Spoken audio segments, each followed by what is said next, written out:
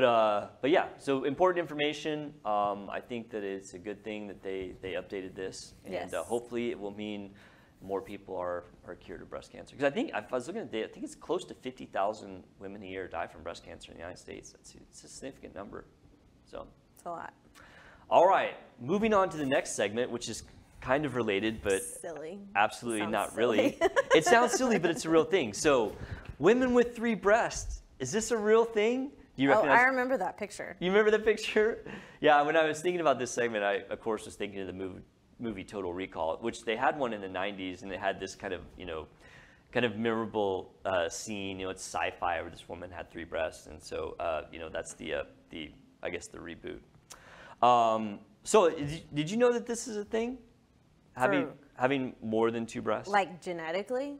Yeah, well, just like in general. Oh, no. You didn't? Okay, well, see, that's why I thought this would be a good segment. In the past month, believe it or not, I've operated on 2 different women for removal of 3rd breasts. Really? Absolutely, yeah. Now, that's a pretty high number. I do these cases periodically where people will have extra breasts and I'll remove them. But doing 2 in a month is kind of, that's more than average. I would say I do a few a year, maybe one every 3. I'm like, did they know each other? No. Oh, recommendation. Yeah, so, I mean, my practice is very heavily weighted towards breast surgery. That's Yes. just kind of what I'm known for doing. And so because I do so many consults for breast surgery, I see, obviously a ton of women and do tons of breast exams. And I see this all the time. And it's funny, and the reason I thought about doing this as a segment, because one, I've done 2 of these surgeries in the last month, but both patients came in not knowing what they had. They didn't realize that this was a thing. And they just thought they had something unusual happening to them. And I was like, oh, well, I guess maybe, to me, it's like common knowledge. Yeah, women can have more than 2 breasts. But I think the average people don't necessarily know that. And Emilio, I was talking to him, he's like, yeah, I didn't know this was a thing either. So that's why we're doing a segment about it. Okay. So yeah, this is actually a pretty common thing. And it all arises because of our embryologic development in the womb. So in the 5th week of gestation, the mammary ridges form on the ventral, so that's like the stomach side of us as fetuses. And for men, these pathways kick in and those things completely go away. In women, I shouldn't say they completely go away because men do have nipple areolas, but they don't necessarily have breast tissue. Yes.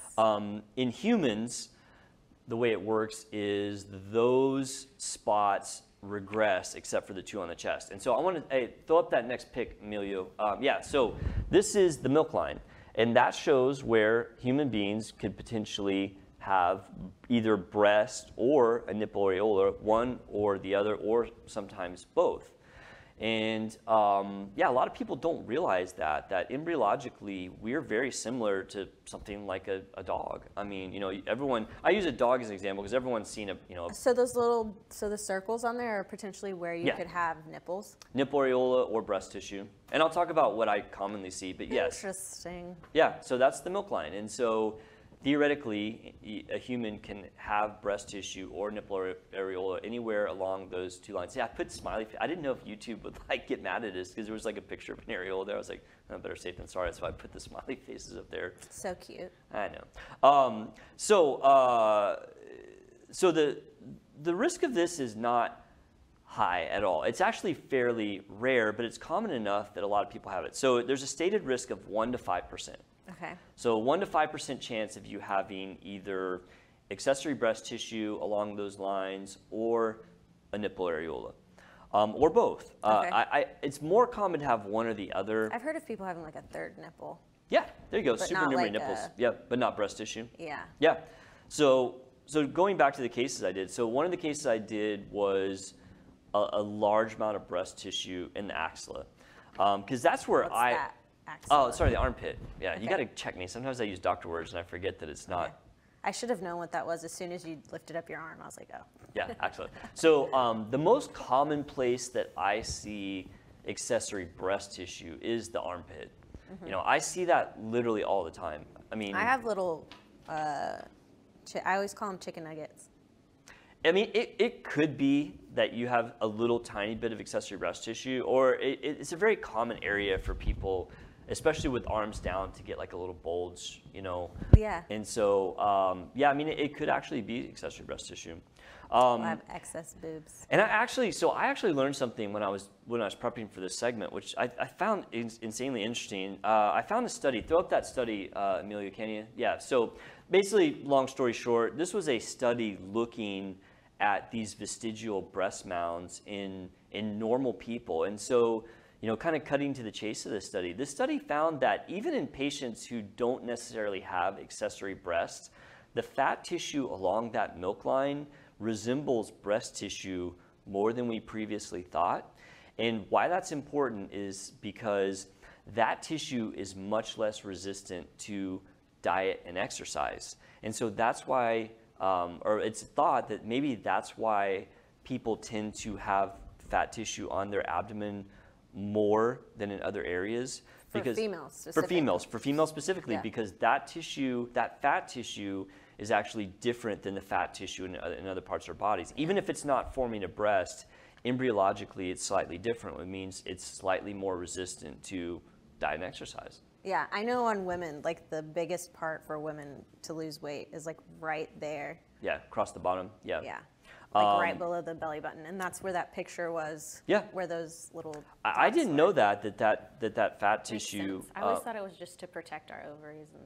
Maybe, I don't know. I mean, who knows how these things. All the baby making equipment that we have. Who knows how all these things develop? But anyway, so the accessory breast tissue, it can vary a lot in size and appearance. I mean, I've seen people that come in that literally, and I got a couple of pictures I'm going to show in a minute, that almost look like they have a third breast in their armpit. Because it's so big. Because it's so big. I always thought I had more because of me just having more arm muscles. Yeah. Just like more. Well, too, for you, because you work out so much, like your pectoralis muscle, like your chest muscle, I'm sure is much bigger than the average woman. And that's going to kind of push everything forward. So, I mean, you know, and that pectoralis muscle has a very big ridge here right by the axilla. So that might be all that you're seeing, is the fact that, yeah, you're kind of fit. And so when you have big muscles, it kind of pushes everything forward. Yeah.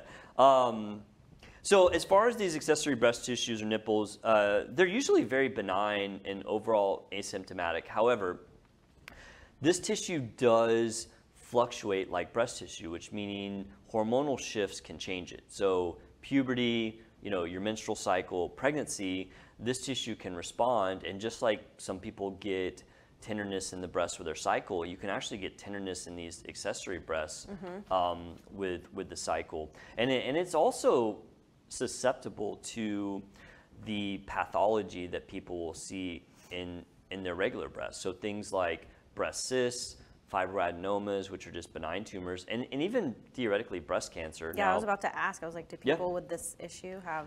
It's theoretically possible. I personally have never seen it, and I haven't actually even seen, you know, like papers about it. But I mean, it can exist. I mean, if I dug deep enough, I'm sure I could find case study of somebody that got breast cancer and accessory breast. I think it's exceedingly rare. You know, accessory breast tissue is not common in and of itself, and then for one of those to actually get breast cancer, I mean, can it happen? Sure. I mean, anything's possible. Is it something that people need to worry about? Probably not. The supernumerary nipple area complexes, however, tend to be more benign. You know, they don't necessarily fluctuate with hormones, so usually it'll just be there, and it's more of like a cosmetic issue. Yeah. The last one I got, somebody came in, was referred to me, and they're like, yeah, they have this like mass underneath their breast, and it looked like a really, you know, tiny nipple areola, but that's exactly what it was. And so I was like, yeah, this is a supernumerary nipple, and of course they were like, I didn't even know that's a thing. I was like, yeah, I see them pretty commonly. And so when I went to take that one out, there was actually breast tissue behind it. So it was actually a really, really tiny, I mean, when I say tiny, it was like the breast tissue was probably a spot like this, and then the nipple areola was probably like smaller than a dime on top of it. So interesting. Yeah, pretty interesting stuff. So, you know, if you have this, do you have to get it treated? No. How do you remove excess? So that's a great question. I'm getting because whenever I got mine done, a long time ago. So I think he tried to. Tried to remove it. So there. But I think mine's just. So because if it's a nipple areola, you just cut it out. That's the only way to get rid of it. If it's breast tissue, is it like liposuction? Some people would try to lipo it. I found that the problem with liposuction accessory breast tissue, because I have done that in the past. The issue is that when you get that accessory breast tissue, it stretches out your skin, and if you just lipo it, you can get rid of the bulk of it, but the skin will be there, and people don't like that. So I think direct excision is your best option if it's of any size whatsoever. Yeah. Because you can excise the breast tissue and you can excise the extra skin, and yes, you do get like a little faint scar, but I mean they usually heal up, nicely to the point that they're not really noticeable. Plus, being in the armpit, it's not in a super visible place. But so anyway, I got some pictures. I actually didn't have any of my own. I found these online. There's actually a lot of pictures of this. This is a classic accessory breast. Yeah, I don't have that. Yeah. So I mean, you look at that, and yet no, it doesn't. It looks like she has her lymph nodes in her armpit are inflamed. That would be a huge lymph node. That would be problematic. Yeah. But yeah, no, that's a classic accessory breast. Yeah, so there's another one. There's a before and after that was just interesting. So you can see it there in the armpit, and then afterwards, that's a pretty fresh scar, but you can see that the contour is much better. And then there's another one, pretty classic. It almost looks like a little, I don't know, a fold of tissue in the armpit. And people, most people don't realize that it's actually breast tissue. And it all goes back to the fact that, I don't want to get into a philosophical debate about where we come from, but we're all mammals. That we're all mammals, right? And mammals typically have multiple breasts, or many do, and it's kind of an embryologic remnant of that. Nice. Interesting stuff, right? Science. Science for the win. Science.